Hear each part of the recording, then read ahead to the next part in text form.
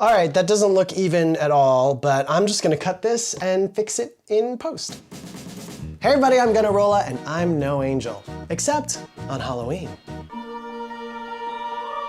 Because Halloween is all about being something that you're not. So today, with that in mind, I'm also going to be a crafter.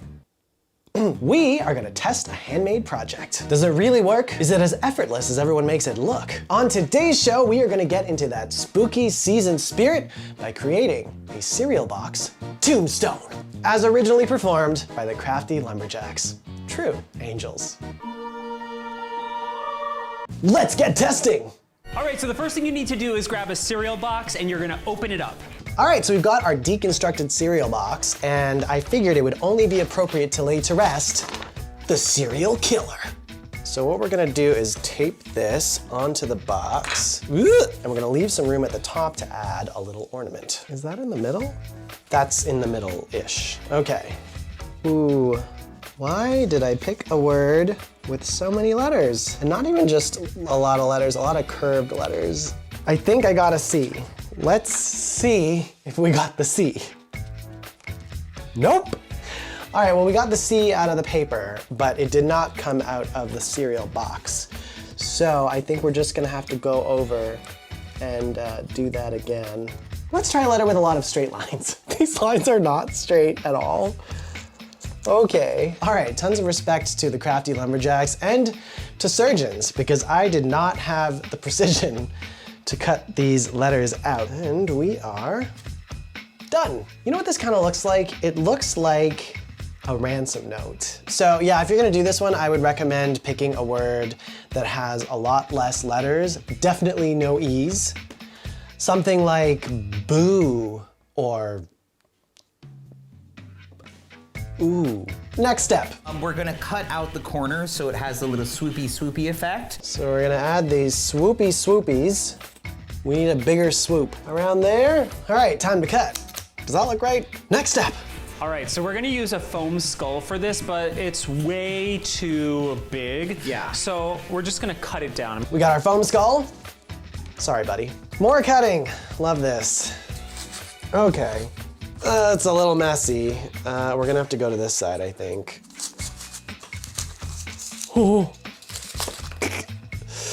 Okay, I mean, the front looks good. Take our hot glue gun and glue the skull to the tombstone. Believe it or not, this is actually my first time using a glue gun. Oh, you have to turn it on. How long does it take for hot glue to dry? Because I don't think I'm gonna be, not enough. It's sticking. I mean, it's not perfect, but we're gonna cover that up anyway. Next step. We're gonna start to put the gravestone together. You know, I have a lot of commitment issues, and I feel like crafting requires a lot of commitment. There's cutting, there's gluing, a lot of irreversible actions. All right, so I cut a little hole in the bottom there that I can pop this LED bulb into and out of in case I need to change the batteries or I don't feel like having an illuminated tombstone in my home. A little tape here and a little tape here. Boom. Next step. Now we're gonna wrap it with plaster bandage strips. All right, it's time to take our plaster bandage strips and place them onto the tombstone. So we're gonna dip it in some warm water. Ooh, it's gooey. Get rid of some of the excess water and place it on just like that. Push you right in there to get the shape of the skull. Oh, this is not easy to deal with. I really hope I'm doing this right because it does not feel like I'm doing this right. All right, now that it's starting to set, it's actually looking okay. I guess we're just gonna smear this around. Honestly, I'm finding this very therapeutic. I think I've found my material. I quite enjoy smearing things rather than cutting them or gluing them. So if there's a project with plaster, count me in. All right, so we've covered our tombstone in plaster. We're gonna let this sit for 20, 30 minutes and then move on to the next step. All right, so it's dry, and I have to say it actually looks pretty cool, almost like a mummified tombstone. There are some parts where it's like globby and splotchy, but any imperfection is actually perfection. Phew! So it's time to paint, and I have to say this is not one of my areas of expertise, but we're gonna try our best. This person's dead anyway, they're not gonna care. Let's take some yellow, some green. This does not look great, I'm not gonna lie. But hopefully it'll look better once I blend it. Let's take some gray. This gray looks shimmery.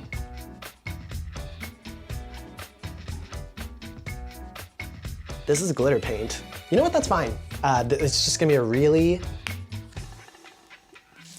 flamboyant tombstone. You know, when I die, I will want everyone to know. So glitter, disco lights, let's do it. And then just kind of go on the edge here and let it drip, and it's gonna create like a nice kind of rainy, weathered look. Okay. All right, that's looking pretty good if I do say so myself. We'll let it dry and then activate. All right, we have a tombstone made out of a cereal box. I added a bit of cobweb here for dramatic effect and to hide any imperfections. There's one last thing we gotta do though. It's the moment of truth. Oh my God. I think I did it. We've got a shimmery tombstone with disco lighting to honor our serial killer. In the comments below, let me know how I did, and let me know what you put on your tombstone. Make sure to give this video a thumbs up and subscribe to Handmade for more videos. I'll see you next time. Stay crafty.